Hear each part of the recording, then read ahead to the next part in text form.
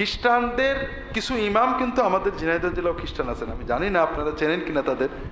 তাদের আলামত একটাই, তারা মসজিদে মিনারে খুতবায় একটাই কথা, মুসলমানরা ভালো না, আলেমরা ভালো না, অমক ভালো না, মানে দলমত নির্বিশেষে সব মুসলমানের খারাপ করে। আলেমদের মুসলমানদের খারাপ বলাটাই তাদের কাজ। এর উদ্দেশ্য মুসলমানদের আলেমদের প্রতি ঘৃণা জন্মানো। আমাদের সমাজের একটা ট্রেন্ড হলো কত আলেম ওলামা মুসলমান ইমাম এদের বিরুদ্ধে কথা বলা। এই জিনিসটা প্রমোট করে খ্রিস্টানেরা। সমাজে খারাপ মানুষ সব জায়গায় আছে, দাড়ি চাষা খারাপ আছে, দাড়ি রাখা খারাপ আছে, নামাজি ভালো আছে, নামাজি খারাপ আছে।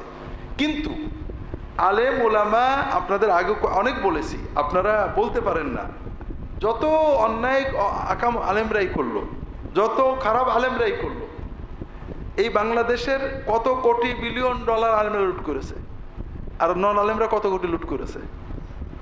বাংলাদেশের দারিদ্র, যৌতুক, ঘুষ, সুদ, মাদকতা, এগুলোর জন্য আলেমরা কত পার্সেন্ট দেয়? আলেমরা দেয় নাকি? কাজেই বিষয় হলো, কিছু মানুষ আছে মুসলমান ইমাম আমার জানা আছে, যাদের কাজ হলো রাত দিন আলেম ইমামদের নিন্দা করা। কথা বুঝতে পেরেছেন? আর এই দরজা আপনারা খুলেছেন, আপনারাও কোনো না কোনো আলেমের নিন্দা করেন, কেউ কোনো আলেমের নিন্দা করবেন না। আমার শ্বশুর বলতেন যে এক কুত্তা আর এক কুত্তা দেখলে কেউ করে, আর আমাদের আলেমদের সেই স্বভাব। আমরা আলেমদের সম্মান করি, শ্রদ্ধা করি, হ্যাঁ কাজের মতের সমালোচনা করব যে ভাই এই কাজটা ঠিক না, এই কাজটা ঠিক না, কিন্তু দল তুলে নাম তুলে আলেমদের সমালোচনা, এটা আমরা কিন্তু উম্মতের ক্ষতি করছি। আমাদের ইমাম তহাবি রাহিমাহুল্লাহ, তার একটা আকীদার বই আছে, যে বইটার নাম আকিদাতু আহলিস সুন্নাত ওয়াল জামাআহ আলা মাযহাবিল ইমাম আযম আবু হানিফা ইলা আখিরি। আবু হানিফা এবং তার সাথীদের মানহাজের উপরে আহলুস সুন্নাতের আকীদা ব্যাখ্যা করেছেন ইমাম তহাবি। এটাতে লেখা আছে, যতটুকু ইবারত মনে পড়ে, উলামা আস-সালাফ মিনাস সাবিকিন আহলুল হাদিস ওয়াল আসার ওয়া আহলুল ফিকহ ওয়ান নাযার। আমাদের পূর্ববর্তী আলেম উলামা দুই গ্রুপ, এক গ্রুপ হাদিস এবং আসার, হাদিস নিয়ে বেশি করেছেন আহলুল হাদিস, আর এক গ্রুপ আহলুল ফিকহ ওয়ান নাযার, যারা ফিকহ এবং ইজতিহাদ নিয়ে বেশি খেটেছেন। উভয় গ্রুপকে ভালোবাসা, শ্রদ্ধা করা, তাদের ব্যাপারে ভালো ধারণা রাখা ইমান ইসলামী আকীদার অংশ। তাদের ব্যাপারে যারা খারাপ কথা বলে তারা সুন্নত ওয়াল জামাতের বাইরে চলে।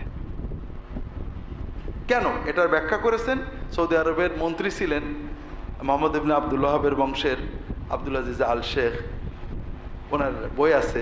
তিনি বলছেন যে ইসলামটা আসছে কোথা থেকে? সাহাবীদের থেকে। এরপরে কারা প্রচার করেন ইসলাম? আলেম উলামারা। তা আপনি যখন আলেম উলামাদের ডাক্তার কিন্তু ডাক্তারের নাম তুলে গাল দেয় না, দেয়?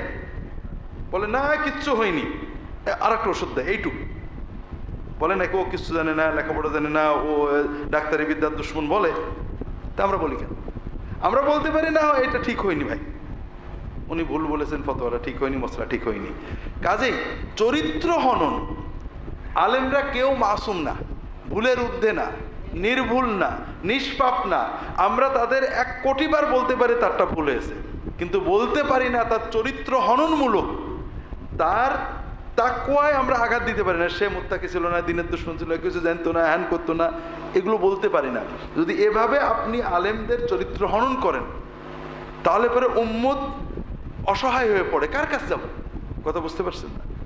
এই জন্য যারা আলেমদের চরিত্র হনন করেন তারা ভালো করেন না, তাদের থেকে দূরে থাকবেন, এবং এটা যে খারাপ এটা জনগণকে, মুসল্লিদেরকে বোঝাতে চেষ্টা করবেন।